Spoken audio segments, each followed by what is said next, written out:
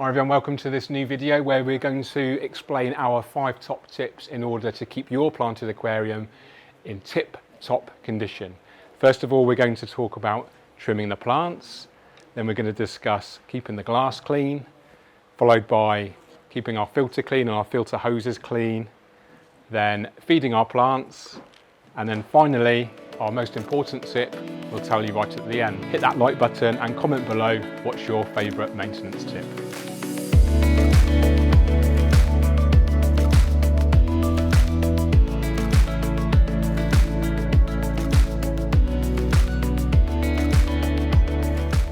First job we're going to do today is trimming the plants. We have various stem plants in here that need trimming, and we're going to use different techniques, and I'll show you exactly what we do. But let's talk a little bit about why we need to trim the plants. First of all, we want to make the aquarium look as beautiful as possible, so they need trimming in order to keep it looking too chaotic.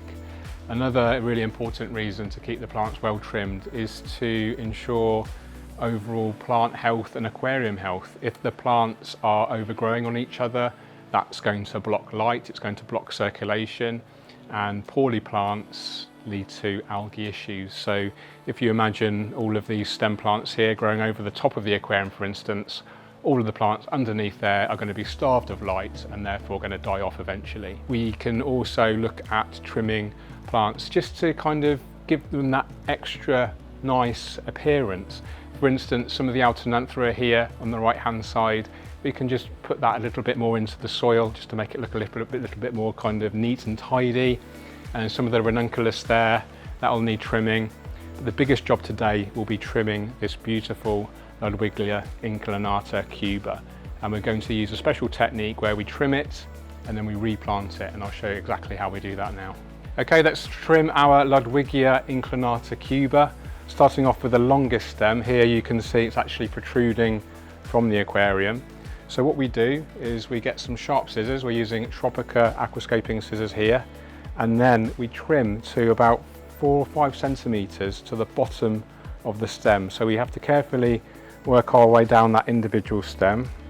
We get our scissors and then gently cut, and then we have our removed stem. And now we want to probably take a good 10 centimetres off, so we'll trim there. Now next we remove the bottom few leaves, because we're going to replant this now into the soil. If we didn't remove these leaves and we put the stem in the soil with the leaves attached, those leaves would rot away and potentially pollute the aquarium. So there we have our lower portions of leaves removed, and now we get our aquascaping tweezers, carefully place the stem in between the tweezers all the way along for a firm but gentle grip, being careful not to squeeze the stem too much, and then simply reinsert into the place where you trimmed it from. You open up the tweezers, give it a gentle wriggle, and the stem should stay in place. And we repeat that process with all the stems, taking into account how we actually want the end product to look. So we'd like a triangular layout, so we'll probably leave these stems a little bit longer on the left hand side of the aquarium, and of course trim them shorter on the right hand side.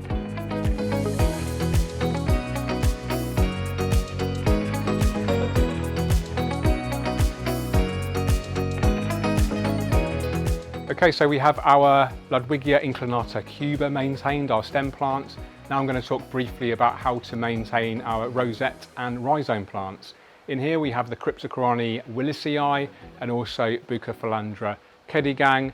Very simply, to remove any leaves from the rosette plant, we simply put our hand right to the bottom of the leaf and then give it a sharp tug, being careful that none of the leaf is remaining. Try to remove all of that leaf away from the rootstock. And to maintain our rhizome plant, similar process, remove that leaf from right near that rhizome as close as possible.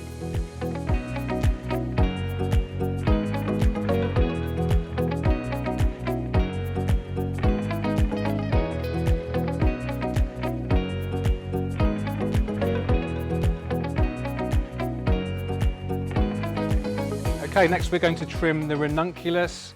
This is a very simple process. There are some unhealthy leaves, so it's a really good idea to remove those first. That's going to help generate new growth. And again, this is all part of the process, and you should really kind of get in the moment when you're doing this. I really love doing this kind of task.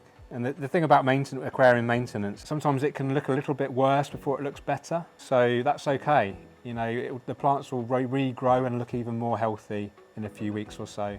Okay, so we've trimmed all of our plants. Next step is to clean our glass. We can use a few different items to clean aquarium glass, and the reason we need to keep the glass clean mainly is for our own visual kind of aesthetic purposes. We don't want to see ugly algae. We want our beautiful aquascape to be as uninterrupted as possible. So we do need to keep our glass clean. We tend to get hard water marks building up near the surface as well as the water evaporates on rimless aquariums. So we do have a few options available. Here at Tropica, we just like to use a good old algae sponge here. This is ideal for softer types of algae. If we had really stubborn algae, we can use algae scrapers with a razor blade attached perhaps. We can also use algae magnets. These are very popular for larger aquariums. One thing to consider when you're using an algae magnet is to ensure you never get any particles between that sliding surface of the algae magnet and the glass itself, because you'll scratch the glass terribly. So in my view, it's often better not to use algae magnets if possible. And if you do use an algae magnet, try to get the floating type. So when you do release the magnet, the internal part floats to the surface, makes it much easier to use. The last thing we can use is toothbrushes. These are perfect for getting hard to reach areas and also for cleaning our hardscape materials. So let's clean our aquarium glass now. There is actually a tiny little bit of duckweed in here, Lemna minor, which we need to get rid of. So I'll give you an example of how we remove that. Simply use a net or your fingers. The most important thing to realise is to make sure you discard of any floating plants responsibly. There is always a risk of floating plants getting into natural waterways, which can then become invasive and take over. So always make sure you discard of any aquarium plants responsibly.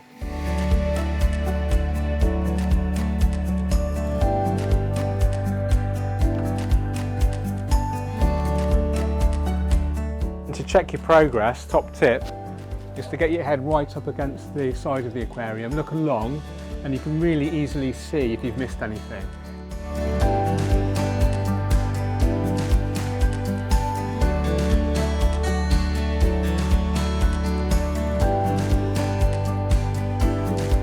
Next job is to maintain our filter, including the filter hoses and glassware.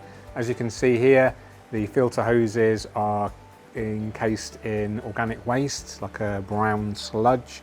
That's actually going to reduce the diameter of the hose and restrict flow. Restricting flow is going to limit the circulation potential around the aquarium, and if we limit circulation, that limits the CO2 distribution, limits the nutrient distribution, and actually limits the overall health of the aquarium. So we need to maintain decent levels of circulation, and we do that, or we help to do that, by maintaining our filter hoses, the glassware, which of course look more beautiful when they're clean, and finally, and arguably even more importantly, we can clean the aquarium filter. We have an external canister filter here with a quick release pre-filter, which makes maintenance super easy and super fast. So let's do that now.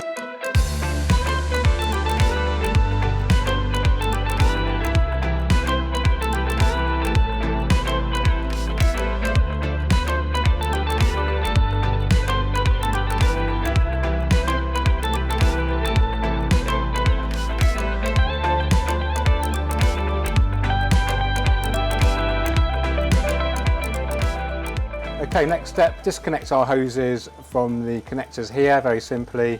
Unscrew the blue dials there, remove the hose. Now what we need to do is clean inside here and here, and then also, of course, the hoses.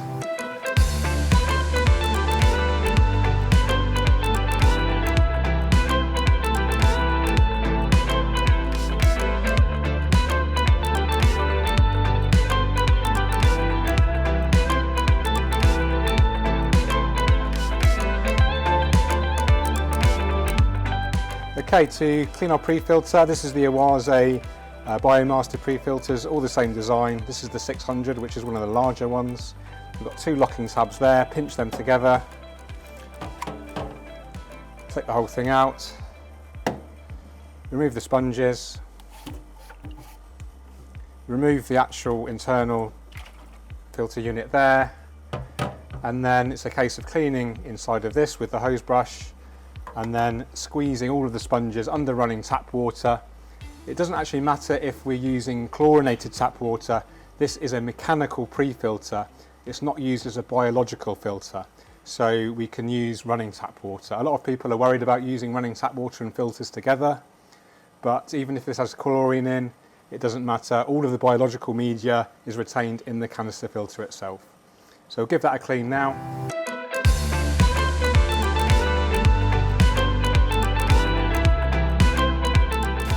And you can see maybe how much dirt is coming off there. And that's really, it does affect the circulation and the flow. It's really quite surprising. So do really pay attention to keeping all your filter parts clean. Okay, first of all, I'm going to fit my outlet. We fit that deliberately at the front of the aquarium. That's going to give us a nice circulation pattern, so it comes all the way around, picks up the CO2 bubbles there on the right, and then they get transported all the way around the aquarium, the inlet here, so we get this nice gyration pattern like this. That's hopefully going to feed the plants the CO2 and the nutrients effectively.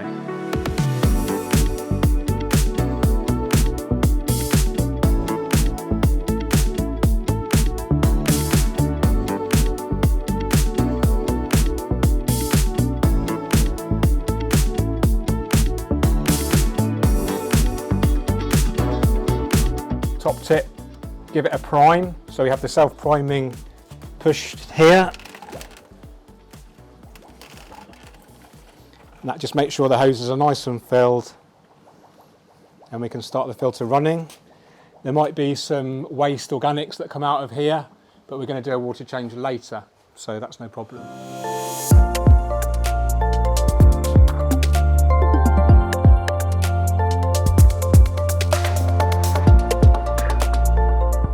Okay, let's talk about tip number 4, feeding our plants. We have two options. We can feed the plants through their leaves, in which case we use a liquid fertilizer. Here we have Tropica specialised nutrition, designed for heavily planted aquariums with fewer fish. We can also feed the plants through the substrate. Here we've got Tropica aquarium soil, which already contains a lot of nutrients. But if you wanted to add additional nutrients, we can add Tropica nutrition capsules to target feed specific plants. We don't need to add any of this today, and actually we'll add the liquid fertilizer after tip number 5, which will be revealed very soon. If we had an aquarium with lots more fish and fewer plants, we could use Tropica Premium Nutrition, which doesn't have any added nitrogen or phosphorus. Great option for heavily stocked fish tanks with fewer plants. If you had heavily planted aquariums with lots of plants, specialised nutrition is the way to go.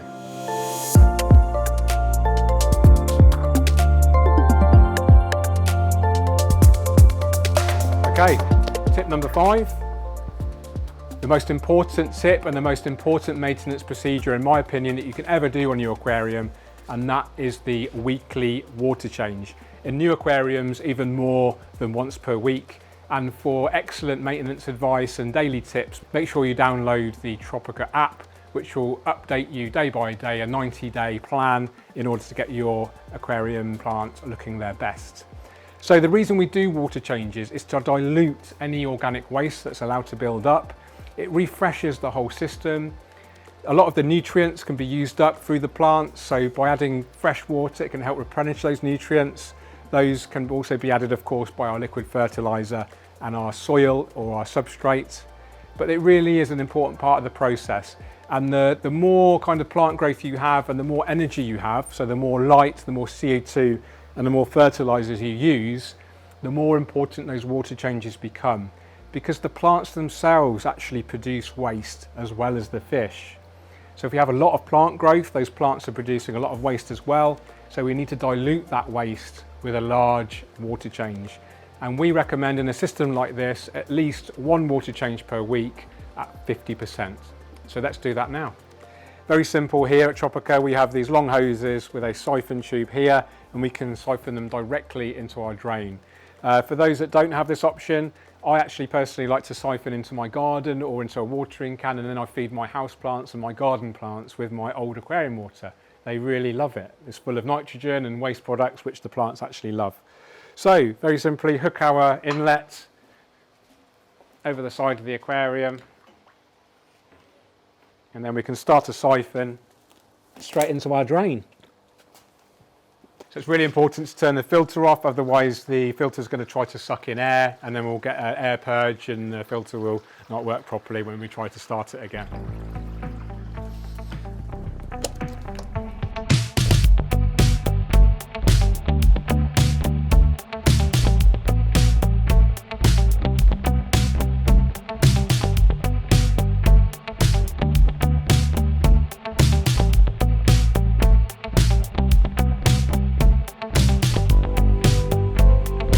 Okay, there we have our tank refilled using temperature adjusted and dechlorinated tap water.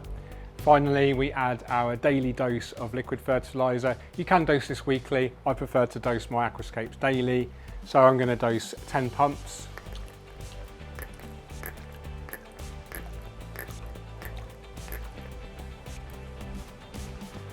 And there we have our aquascape maintained using our 5 top tips. Let us know in the comments what's your favourite tip for your own aquascapes at home. Don't forget to follow us on our social media channels at Tropica Aquarium Plants. Use the hashtag #MadeWithTropica and consider downloading our new app for some amazing content. Take care, and we'll see you in the next video. Bye bye.